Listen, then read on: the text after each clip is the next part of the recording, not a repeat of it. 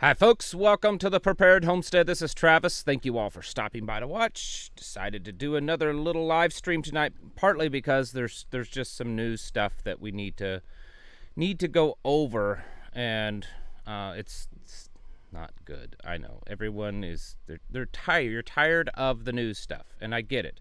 Let me go. Give me just a second. I'm gonna post a link to this little live stream over here on my Patreon channel. So if you'll give me just a second, and we'll get things going here and wait for a few people to show up.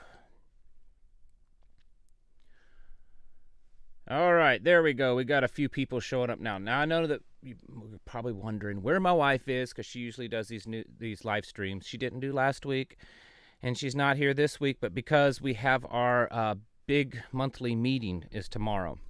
And so she's in the kitchen cooking and getting things ready for that. So she just said she couldn't do it. She's got too much stuff getting ready for a meeting tomorrow. A bunch of people in the room. Alabama, explosion in Iran. Yes, we're going to get to that in a second. Shalom, crazy chicken lady. East Texas. My wife is from the East Texas area, sort of. Michigan, West Texas. All kinds of people. Oregon, Arizona, Rhode Island. Evening to all of you. Like I said, for you just joining, my wife's not going to be out here tonight because she's cooking. We have our big monthly meeting tomorrow, and she decided she just had too much still to go and do to get ready for that food and stuff. You know, we have 200, sometimes more than 200 people at our monthly meetings, and that is tomorrow.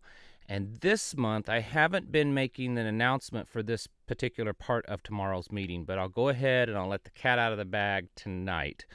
We do have a special guest speaker tomorrow. I'm not going to tell you who it is, and that's for operational security reasons. But it is a special guest, and we look forward to hearing him speak to us tomorrow. But for those of you in the local area that can make it, certainly do so. It's the same time and same place as we always have it. If you need directions, you can shoot me an email, and I will do my very best tonight to respond to that email, because it's a great meeting. There's going to be, well, there always is. We have an area because it's a very large building. For those that's never been, very large building. And we have it kind of sectioned off, and we have a kind of a free market area, and people that want to sell things, whether it's things they make, promote their business. We have kids that bring in crafts and stuff, and they sell things. And people use currency, but they also use gold and silver at times. And, you know, there's things like homemade soaps and crafts and medicines, you know, all kinds of stuff. We have a free table. Anyone that has stuff that they can't wear anymore, leftovers out of their garden, they have too much, they came upon, you know, there's been people that have gone to sales and bought like cases of crackers, saltine crackers as an example. And there was too many for them, so they brought some and let people have them. And we have a kids' play area, arts and crafts area, and then, of course, we have lots of food there, and it's just a big, huge family gathering. Lots of people. Norman, Oklahoma, North Carolina. Thumbs up to everyone, Renee. Same to you. All kinds of amazing people, it looks like, in the chat. And I apologize if I don't pay as much attention to the chat. It's hard doing this with one person. My wife, she's my right hand, well, not man, but right hand person, to use a politically correct term.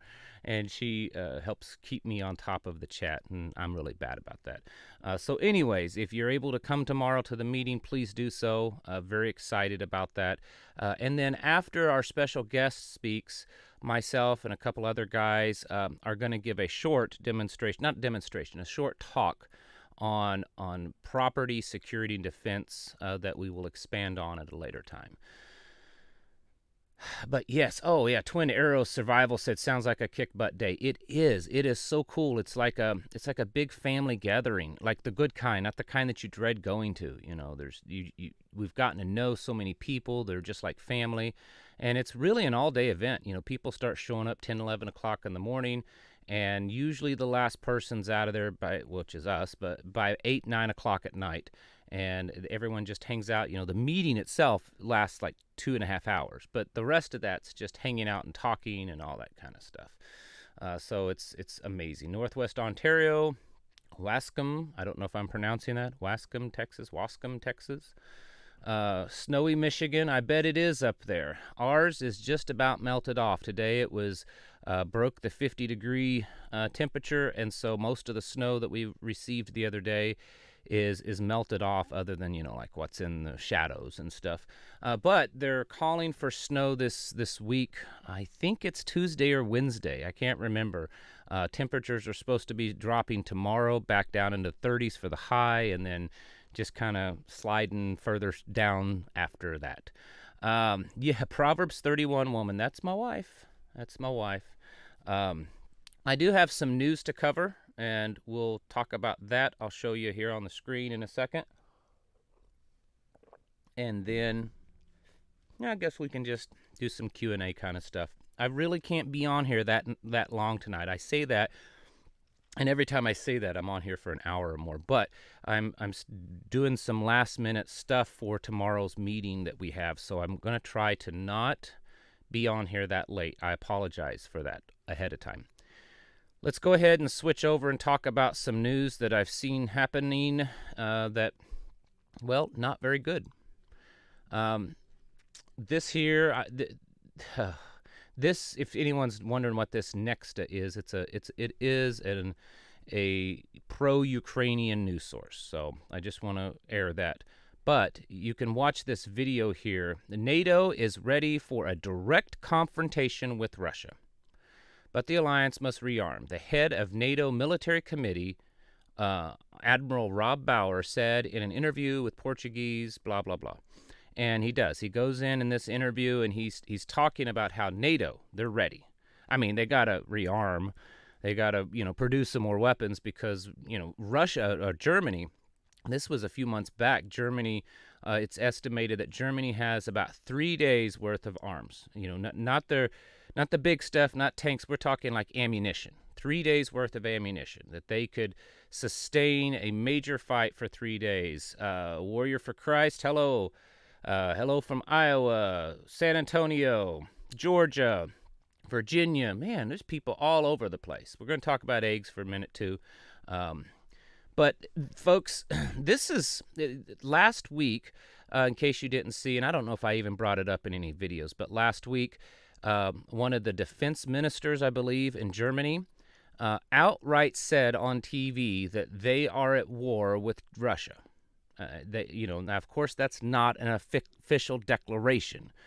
But when you have an elected official, regardless of the position of power, when they start talking like that, that's not a good thing. Russia's already said that in their mind, in their opinion, they are at war with NATO, that this is not a war with just Ukraine. So in Russia's mind, they are already saying that.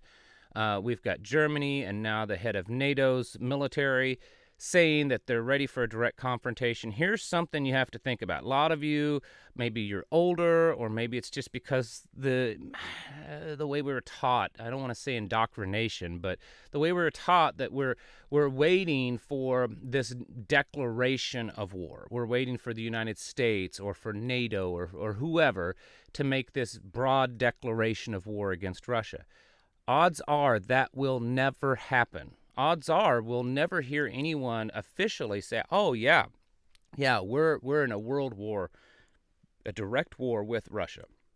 Probably not going to hear that happen because that's how it's been for a lot of things. The last several wars we've been in, they're undeclared wars. Technically, they're unconstitutional wars.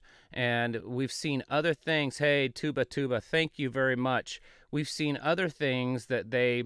we're not going to force you to put this in your arm, but, I mean, if you don't do it, you're going to lose your job, and you're going to lose insurance, and you're going to lose all this other stuff. So be prepared that we probably, at least not for a long time, but maybe not at all, hear an actual declaration of war. But when you've got the heads of the NATO military, you've got, government officials saying that, yeah, we're at war, we're ready for war with Russia, then this isn't about Ukraine and Russia anymore. That's pretty clear. And I know that most of you get it, but I'm telling you, a war with Russia is not going to go good. And here's the thing. I was, just before I went live, I was kind of reading some of the comments on this and another post online.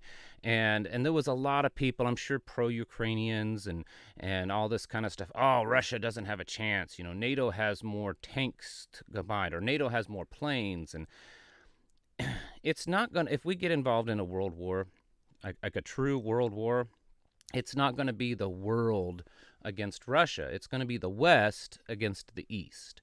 A lot of people keep saying, oh, China wants to stay out of a war. They don't want to be in a war. Well, that's what the news media and people online are saying, but that's not what the Chinese are saying. The Chinese have pledged several times, not once, but several times in the last year or two, that they would stand by Russia no matter what, that they would stand by them when it regards to Ukraine or anything else. North Korea is solidifying even more their alliance with Russia and China, and Russia and China has agreed to basically stop, complying with any sanctions whatsoever against North Korea. And then, of course, there's Iran. There's most of South America, most of Africa are on the side of the Chinese and Russia. And so this would not just be a war with everybody going to war against Russia. It's not going to be that way, folks, in my unofficial, uneducated position. Indiana, NATO stands for need another trillion obsession. Yeah, something like that. Pray for the innocent people. Absolutely, absolutely. We should not hope and want war.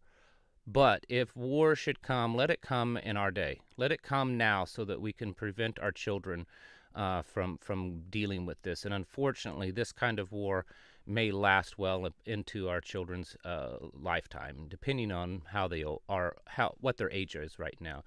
Someone asked, what is the answer to 1984? Well, aside from the spiritual answer to that, okay? And that's the 1984 implying this big brother, okay? That is foretold in the Bible. I think Big Brother has been going on for a while, and it's just getting bigger and more nosy. The individual answer is to get to a place that you don't need them as much as possible, that you can survive without them.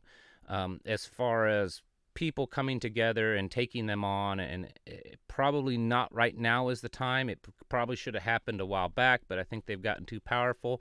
I'm not saying it can't happen, but there has to be more people coming together, more leadership on our side to bring it together. Resistance, the kind of unconventional type warfare, that's what it could eventually take. But for right now, I think we need to be, because here's the thing. There's so many people that are talking about, we'll just go to war against the system and all this kind of stuff. Well, that's great, but if you are still tethered to the system, if you still depend upon your food and your warmth and your electricity and all this kind of stuff from the system, and you're going to war against the system, you're essentially cutting your own throat. So we have to, as a people, get to a place that we're not dependent upon the system, and if that system goes away, we're okay, because we've developed our own systems and our own alternative of ways of living. Because if we're still tethered to the system and then we attack the system, in a sense, we're attacking our own survival. So I think that's becoming as self-sufficient in every way as possible, I think is important. Moving on to some other things in the news. This is from the Russian side. This is a Russian news agency, Medvedev. If World War III breaks out, it won't start on tanks and fighter jets. And so when you first read that, you think, well, that doesn't sound too bad. Maybe they're not too concerned about that. And that's not what he's saying. Man, my coffee's already gotten cold. And I'm not a cold coffee drinker. I like it hot enough that it'll leave blisters on my tongue pretty much. My wife, she's like, how can you drink it that hot? I want it boiling when I pour it into the coffee cup. Anyways, right down here. Firstly, he says, defending Ukraine, which nobody needs in Europe, will not save the senile old world from retribution. Of course, this is a Russian news agency. It's probably slanted, but no more than our news. I mean, our news is all twisted and in favor of us. From retribution, if anything occurs. Secondly, once the Third World War breaks out, unfortunately, it will not be on tanks or even fighter jets. Then everything will definitely be turned to dust. Okay, so maybe this is a poor translation, but anyways, what he's saying is a Third World War isn't going to break out and cause mass destruction over a few tanks and fighter jets that are really small in numbers compared to what Russia. I haven't checked recently, but I think the last time I checked, Russia has at least like 12 to 15,000 tanks. I understand a lot of them are old tanks, but everyone keeps getting hung up on the T-72s, which they have a lot of, but they have other tanks. They have more modern tanks than the T-72s. But they have massive numbers of them, plus all kinds of other modern weapons, hypersonics and everything. But what he's saying, he makes a good point. We're not worried about your few tanks and airplanes that you're going to throw at us to draw this out. World War III is going to happen when a nuclear weapon goes off. That's what he's talking about, when everything is turned to dust. So, yeah, and remember, I didn't bring it up here on my little list of news articles, but just yesterday, I believe it was, the World Health Organization issued a suggestive list for governments of medicines to stockpile on for radiological and nuclear attack. That's interesting. What a coincidence that would be talked about right now. Moving on to non-war things, but hey, it's all part of it. Bank of America. Let's scroll down here. Bank of America warns that the U.S. economy will begin to lose 175,000 jobs a month in quarter one. That's over 500,000 jobs in the first quarter. And that's probably expects a harder landing rather than a soft one. Just the other day I was talking about other predictions of a really, harsh economy, even a hard landing, a bad recession, a depression, all these things. Even the other day, Janet Yellen finally said, well, we might be in a recession, might be headed to recession. Over 500,000 jobs lost in the first quarter. And again, that's probably a conservative number. There's already been tens of thousands of jobs layoffs in the last, 30 days, 60 days. So it's going to continue to get worse. And in a world of coincidences, looky here, a massive fire breaks out today at an egg farm.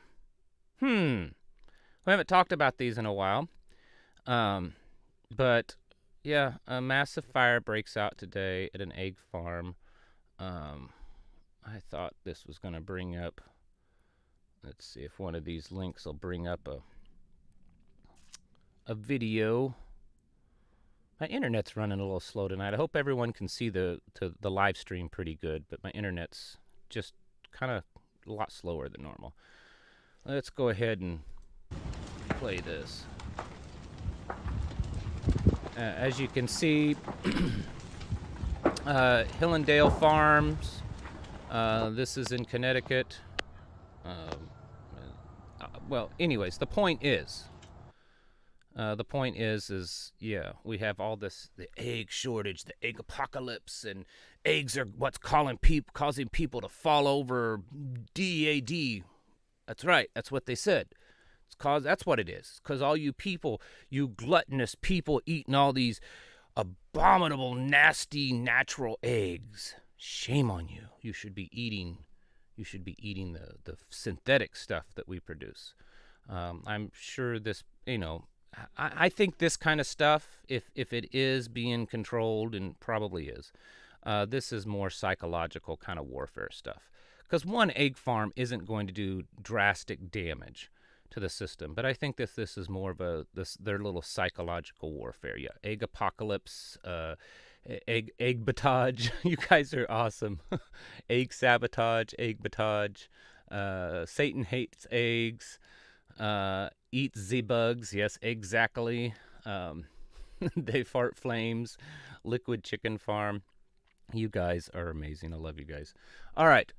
Two more things in the news. Here's something, another fire, except this is explosion. This is being reported. I haven't confirmed this because this just recently happened. But Iran, looks like some drones attacked in Iran. There's been reports of the Israeli Air Force has been seen over multiple sites in Iran. And as you can see, this explosion, this is just what I'm picking up online. Who knows how true it is. But apparently there was some drones seen attacking this, I believe it's a military strike. Yeah, a number of weapons and drone factories have been struck in Iran. Now this just comes, just a day or so after Benjamin Netanyahu, Prime Minister of Israel, vows a strong and swift response to a string of deadly terrorist attacks in Israel. I don't for 1 minute make any implications that this is going to explode into something more, but the way things are going and all the rumors of war, who knows?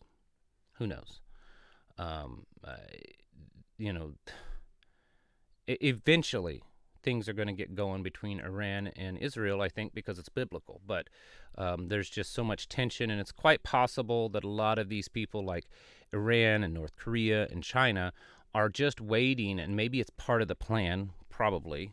I don't know. But they're waiting for Russia and NATO to get going, because once Russia and NATO gets going, then they have a little bit more free range to do what they want, because NATO is going to be all tied up with Russia for a while. All right. Do I have the date set for the February meeting? I do. I don't have it in front of me. Let me pull it up on my phone. So hold on just a second. You guys can all talk to yourselves. Where did I put it? I had it in a file saved. There it is. So for February's meeting, it is the 26th. February's meeting, our local meeting in February is the 26th. All right. Yeah, good for Iran. Shocker. Who would do that? Eggs Benedict. Is this live? Yes, James Jacob, this is live. I'm reading it.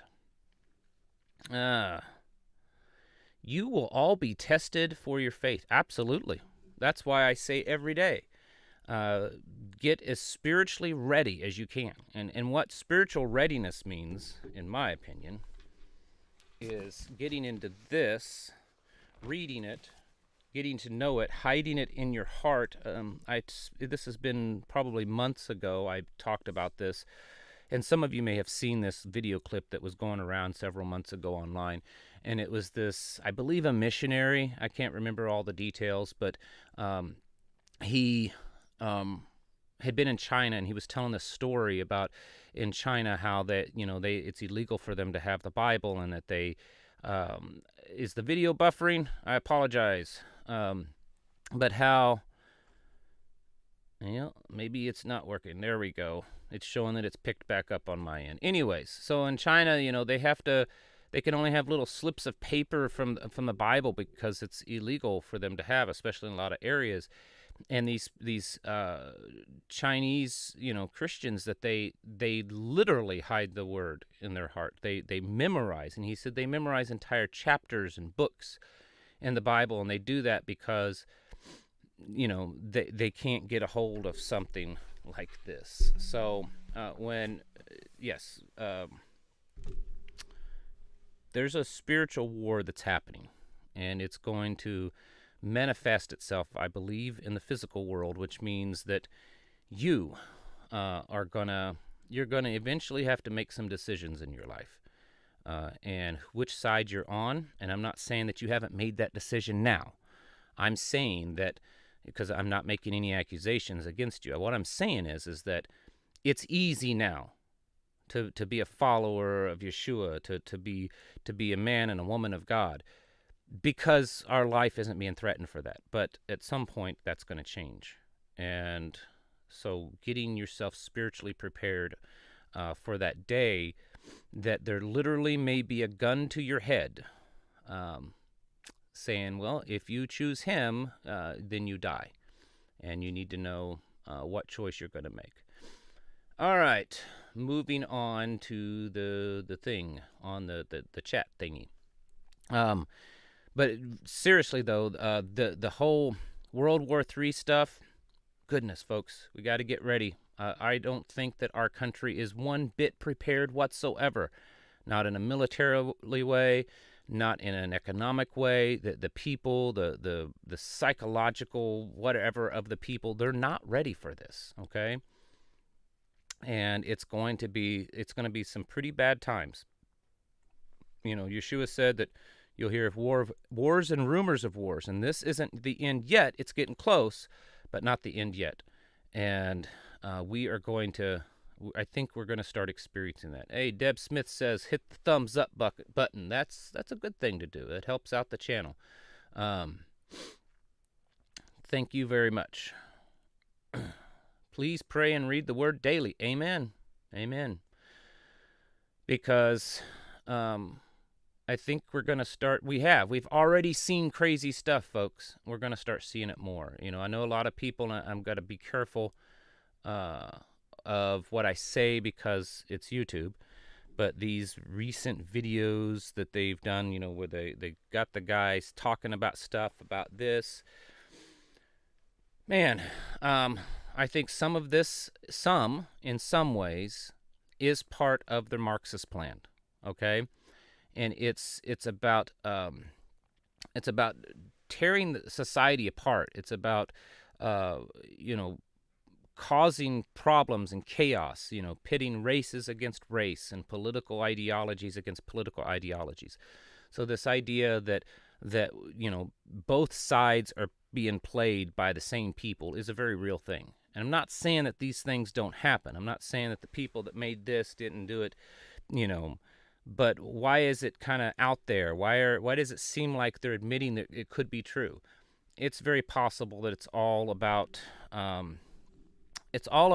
tearing us apart as a people. It's about just causing as much chaos and confusion, because that's, yes, the divide and conquer. That's exactly a communist ideology, is to just cause a bunch of chaos and havoc. And I think that's what we're seeing. So when you see all these different things come out, where sometimes it seems like the good guys are winning and the bad guys are winning this time, and maybe the good guys do win a few times, and maybe that's a good thing, but I believe that it's all part of this Hegelian dialect and this communist Marxist ideology, where you're destabilizing the whole nation by playing both sides. There. We're watching Society in Collapse, Research Freemasons, Destabilization. Let's see. Keep people divided, never fire a shot. That's true. Yep. Tehran, lots of blasts reported. I just talked about that just a second ago. Whoever believes in him will not be disappointed. God wins. That's good, yeah. Let's see what some of the how many Missouri peeps. Speaking of Missouri peeps, for those of you here in my state of Missouri, the gold and silver bill for state did make it out of committee this past week. Great news. It's getting some good support. I also saw that our U.S. Congressman here, Eric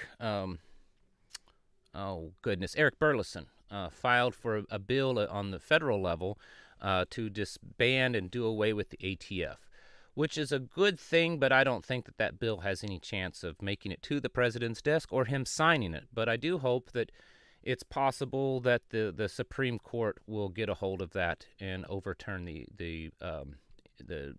not the ATF but the NFA bill. Six-string city. I know. We're not gonna deal with that right now.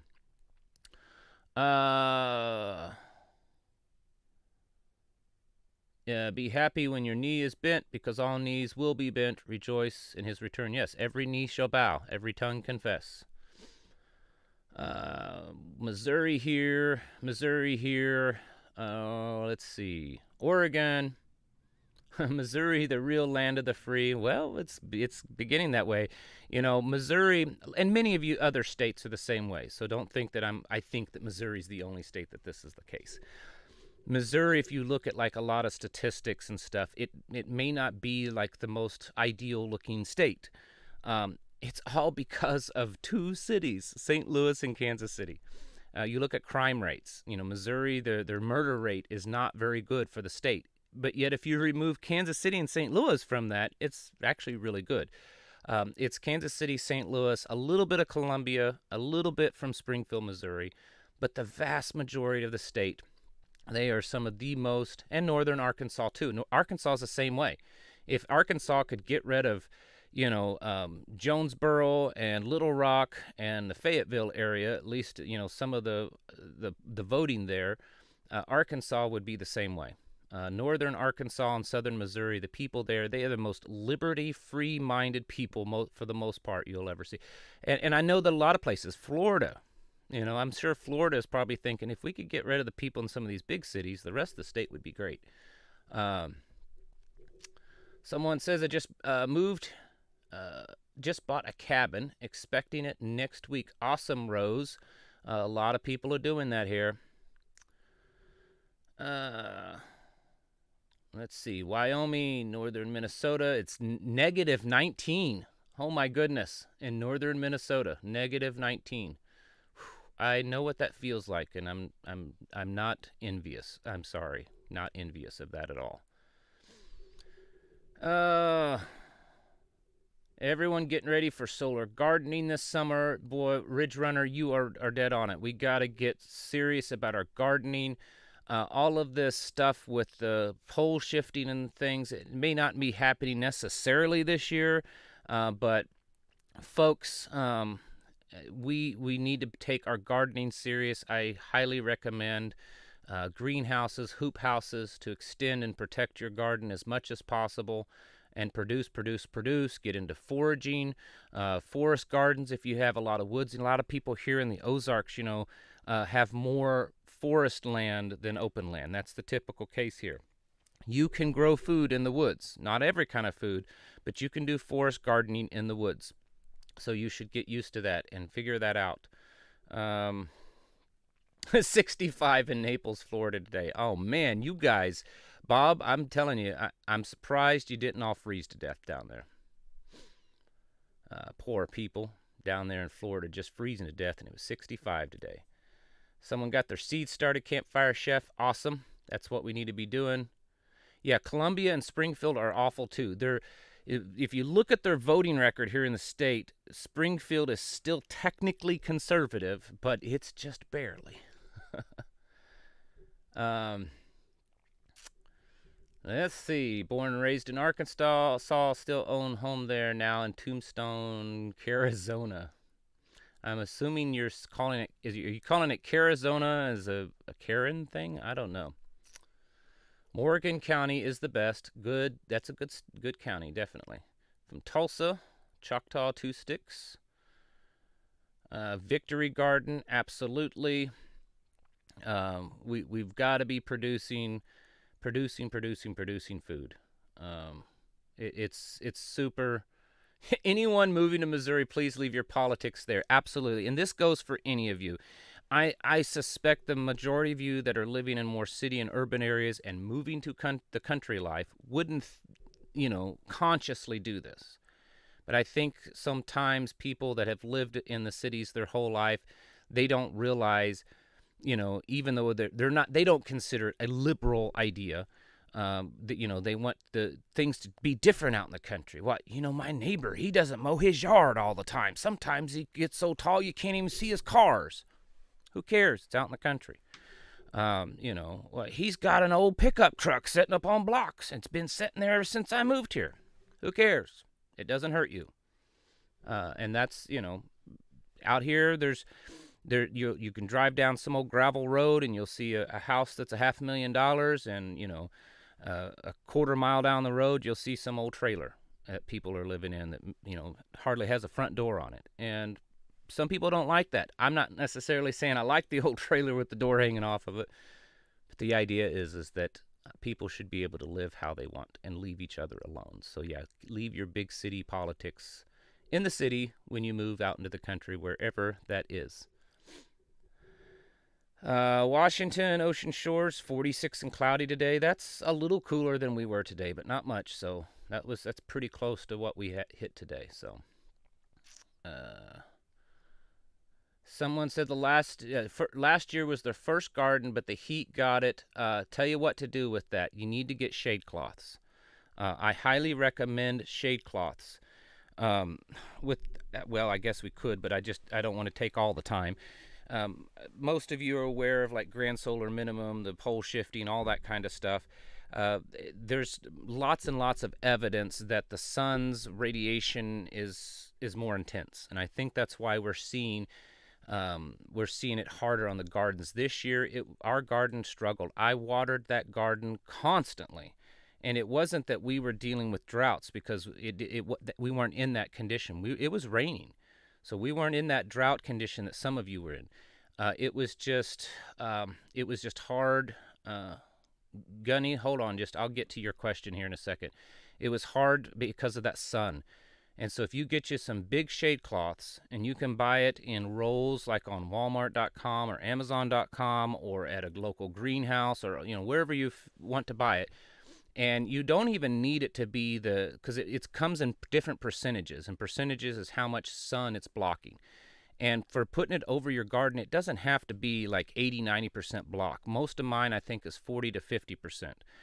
And I know it looks janky, but I made a couple videos of it back in the summer, and I stretch it out over my garden, and I hold it up with T-posts and wooden stakes to kind of make a little tent out of it. And it made a massive difference. The areas of my garden, because I did this specifically on purpose, there were certain tomato plants I didn't cover, certain bean plants, things like that, cucumbers that I didn't cover, and they almost didn't produce at all. Shade cloth is where it's at. So Gunny asked about natural remedy books. Let's see, which are some good ones. And there's a lot. This is one. It's out of print, but if you can find it, this is a good one if you can get it used. It doesn't have everything in it. But here's the thing. Usually with herbal books, if you're not familiar with it, you have two different kinds. You have the kind that talks about the actual remedies. So you look up and it tells you, like ailments and stuff, and then what you can do for it. And that's what this one is. And if you can find this, it's out of print. It's a good one. But then there's also...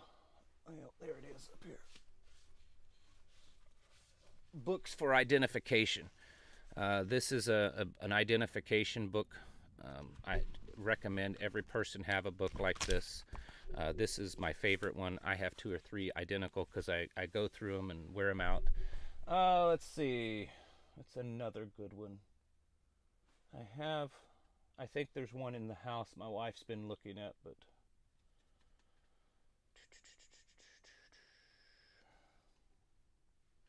Where is it? Yeah, it may be in the house. There's a lot of... Where is it? Herbal Defense? No. This is a good one for beginners.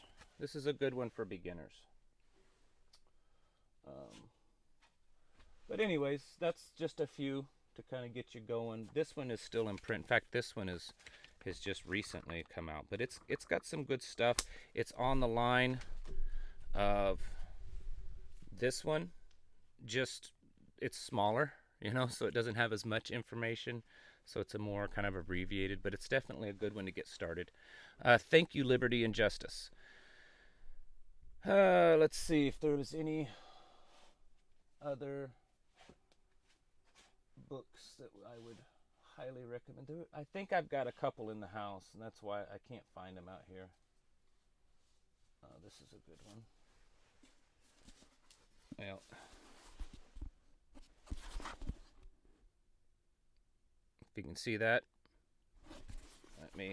and this is, I don't know if this book's still in print. I cannot tell you if it's still in print or not. Here we go.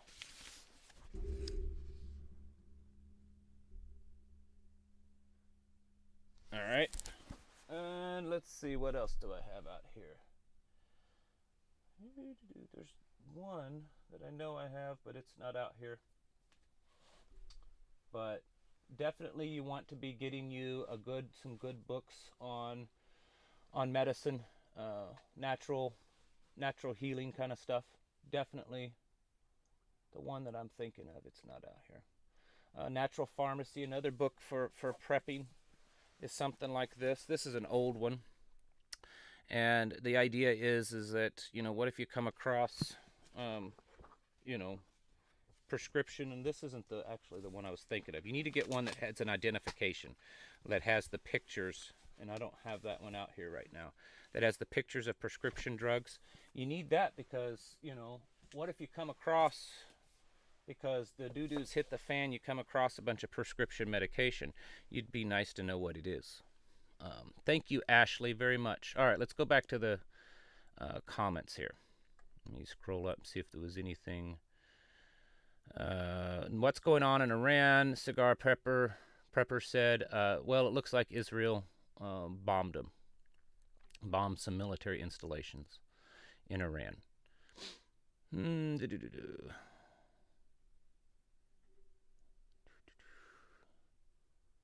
The Lost Herbs book, yeah. Oh yes, the Lost Herbs book is a good one. It aggravates me that there's a couple of books that I have that's not out here. I wasn't prepared for this, folks, sorry. This is another good one. It's not herbal, but it's something everyone should have. This is a newer book. Everyone should have this book, or at least something like it. Very important book to have. Another good book that I like to recommend. This is more homesteading, but very good book. And, you know, this is a newer version. This one is I don't remember what edition this is. 50th anniversary edition, but there's all kinds of different editions from past few years. You can get any of them. They're all mostly the same. Let's see. And then another, this is a prepping. This one, very good book. Oop, there we go. Those are some good books. I have no affiliation with any of these authors or anything, although people do send me books from time to time, and I enjoy them. Here's another one. This lady sent it to me. She's this is a good book to have. It's got a lot of great information in it, so that's one that I would recommend. And she did send me this book, the author, just to be clear on that. All right. Thank you, Titanium Legs. Texas County from California. No, never go back. So you're in Texas County. Awesome. Big Bird, thank you. All right. And Chapara 71, thank you very much. And let's see. Let's go back down to the comments and see what was going on while I was going through the books. More food processing, plants burned, getting real. It is. If you saw yesterday, the largest, or one of the largest fertilizer companies in the world was issuing a warning saying that this year fertilizer is going to be way, way worse than it was last year. Way worse. And everyone was freaking out about it last year, and they said that it's going to be. They said it's going to be create a global food crisis, is what they said. Yeah, solar is definitely something you should be looking at. You know, a lot of these solar things, they talk about solar as in, you know, converting your entire household, a normal suburban house, over to solar, which is possible, but it's extremely expensive. Extremely expensive. And you can have small solar setups to run just a refrigerator, or just, you know, here and there. Not, you don't have to have, for those of you that have a small budget, you don't have to have a 30, 40, $50,000 solar setup. I have a small one in this building that I'm in. This is my office building, and I'm running one of them little diesel heaters, and I'm running 2 mobile radios, a GMRS mobile radio, 50-watt radio, and a ham radio, UHF, VHF mobile radio in this building. And it's all being run off some marine batteries and a few solar panels. Very small setup, but it runs everything just fine. Is Licking a good community? Yeah, it's Licking, Missouri. If you're asking, it's a good community. I mean, all small towns have their issues. Anywhere in the country, they all have their issues. Licking doesn't have a lot of the big, you know, franchise type businesses. In fact, they have none. It's pretty much all mom and pop little businesses, and the people are pretty nice. I mean, I prefer Licking over Houston, Missouri, for you local folks. They're a good place to get black powder firearms. I'll tell you this, a buddy of mine has bought 3 black powder firearms in the last couple of weeks by going to local auctions.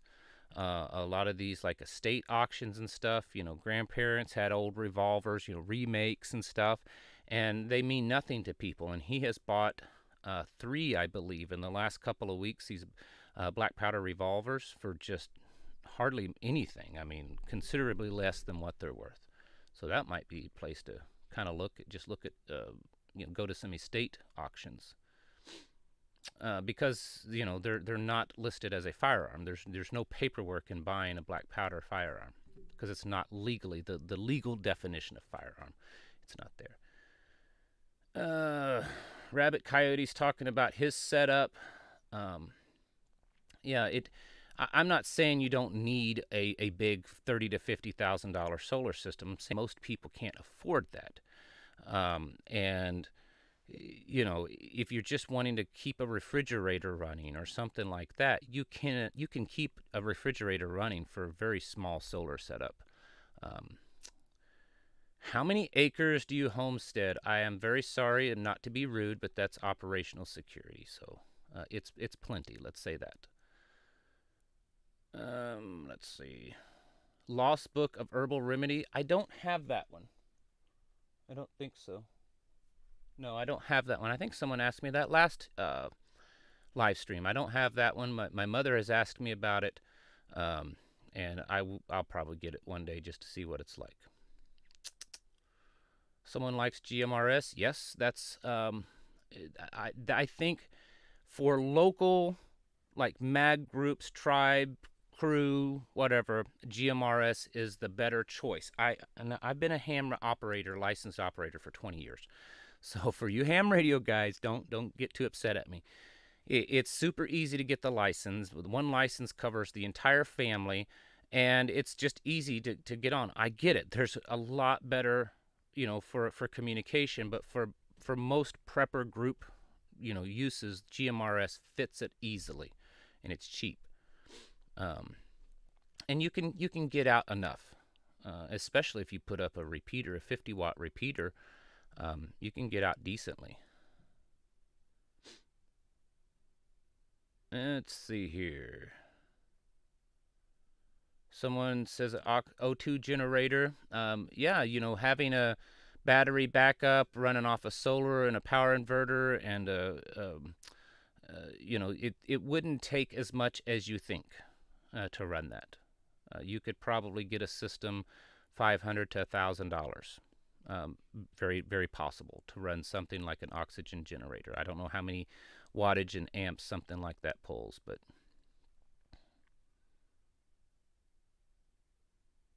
yeah, get a GMRS for comms and then a receiver for listening on all bands. Yep, I have a several of those little Baofeng radios, and then I have other ones. But when the Baofengs, when I can pick them up like $20 a piece, I'll pick up 2 or 3, and I have a whole shelf of them, and they're already charged, they're programmed and ready to go. That I can, if things happen, whether it's neighbors or other people, and they don't have comms, I can just hand them to them, and if they get broke and lost, it's a $20 loss. It's whatever. Let's see. Do you have to have a ham radio license? Well, if you want to broadcast on ham radio, you should, and I hate to say that, it burns my tongue and makes my tummy sick. But the reason I say that is that a lot of ham radio guys are just, they're FUDs. And they will, if they hear someone out there broadcasting on ham bands without a license, they will turn you in, they will pinpoint where you are, and I have been seeing that in the last few years that the FCC has been cracking down on that. Now, you're probably not going to go to jail. You may not even be fined if they catch you the first time. They'll take your equipment, most definitely, and you could be fined. But they are kind of cracking down on that. So as much as I hate to say get your ham radio license if you want to broadcast on ham, you're doing so at a big risk, because they'll track you down if there's people around listening to it, because there's just a lot of, and it's not the FCC that's trying to track you down. The FCC is just responding to call. They hardly, unless you're like broadcasting at hundreds and hundreds of watts and causing a lot of disruption. If you're just on a little handheld or even a car mobile radio on ham, the FCC has no clue what you're doing, most likely.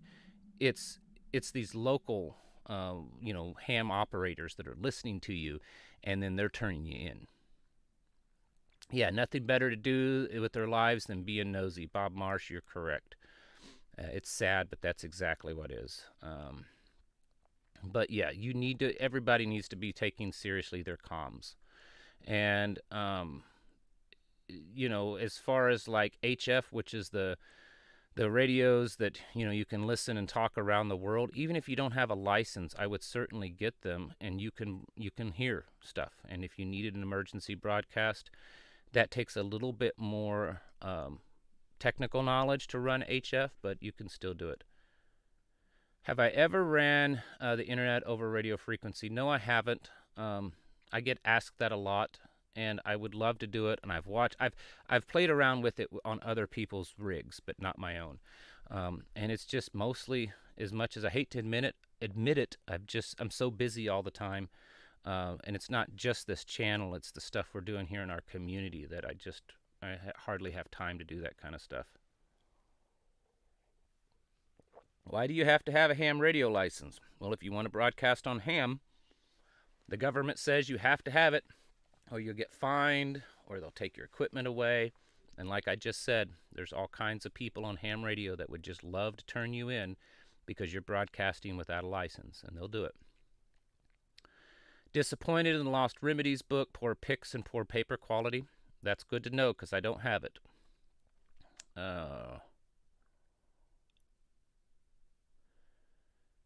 Minuteman at the ready. You should be. Everyone needs to be a Minuteman, and everyone needs to be at the ready. I've been talking about that this week on the YouTube side of things, that we need to be getting ready in the Minuteman style. I have encouraged the people in our local group not just to be armed as in a concealed carry or a handgun carry, but to, especially on your property, to try to get into the just being used to carrying a rifle, carrying it around. Not saying that you need it now. I'm saying I'm trying to get people used to taking that rifle with them, carrying it around, so that they're comfortable with it when they do actually need it, because it's cumbersome.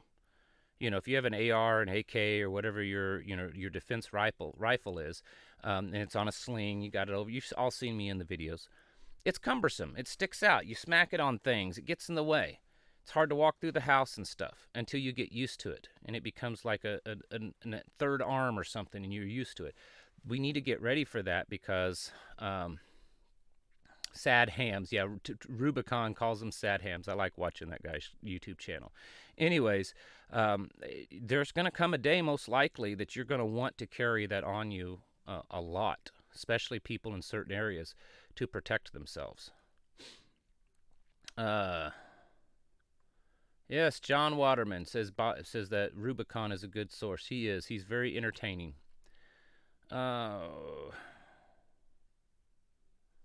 Let's see. I'm about to wrap this up. You know, when I started this, I told you folks I was not going to be on here an hour because I've got a big meeting I'm still planning for tomorrow.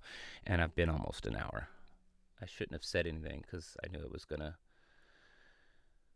to. For those of you that's jumped in here towards the end, the news that I talked about earlier, I'm going to switch. I'm not going to talk about it in length because I've already talked about it. But let me switch screens over here because it's important. The head, the chair of the NATO Military Committee, it's basically their joint chiefs, has said that NATO is ready for direct confrontation with Russia. Okay? Oops. NATO is ready for direct confrontation with Russia. That's pretty serious, folks. There was an egg factory farm got burned to the ground today, and attacks in Iran by Israel in retaliation to the assassinations and terrorist attacks in Israel over the weekend.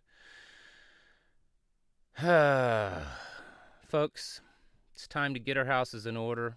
It's serious. You know, people ask all the time, how much time do we have? I have no idea. Days, weeks, months, years, decades. But we got to get ready. Ridge Runner, yes, there's a meeting tomorrow at the normal time and place, and it's a very important one because we have a very, very special speaker that I'm not going to say who it is, but for operational security. But it's a good one, and I'd encourage everyone that can come out tomorrow. If you don't know where it's at, if you're in the southern Missouri or even northern Arkansas area, we are in south central Missouri. If you want specifics to the location, you can shoot me an email, and I'll do my very best to get back with you tonight so that you know. It starts, the official start of the meeting is at 2, but we open the doors at like 10 or 11, and people start pouring in and just getting to know each other, talk, all that kind of stuff. Where are the peace talks? Well, it's a good question. I don't know. All right, folks, you all are amazing, and myself and my family are very blessed because of you, and it's not because of the money, because that's not as much as what people think. It's because you folks are amazing people, and we've built relationships with many of you, and I'm very honored to have met some of the most amazing people I have met in my entire life because of this channel. And you folks bless me and my family all the time. Folks, it's time to seriously get your houses in order. Prepare mentally, physically, and spiritually, because things are changing, and they're changing fast. And this whole World War III thing, it may be a lot closer than a lot of us want to admit. I mean, it really pretty much is there already. It's just all happening in one spot. But the reality of it expanding, it's a real reality. Folks, thank you. You have a good evening and a good rest of your weekend. And like I said, if you're able to come out to our meeting tomorrow, certainly do so. It's just an amazing family gathering is all it really is. I mean, you learn some things, but the big thing is just being around people that are like-minded, and you can openly talk and meet friends, and it's you leave maybe worn out physically from all the mingling and interaction, but you leave feeling so fired up, like your batteries are just maxed out on recharging. It's awesome. Hope to see many of you there. Thank you for watching tonight, and I'll catch you in the next video.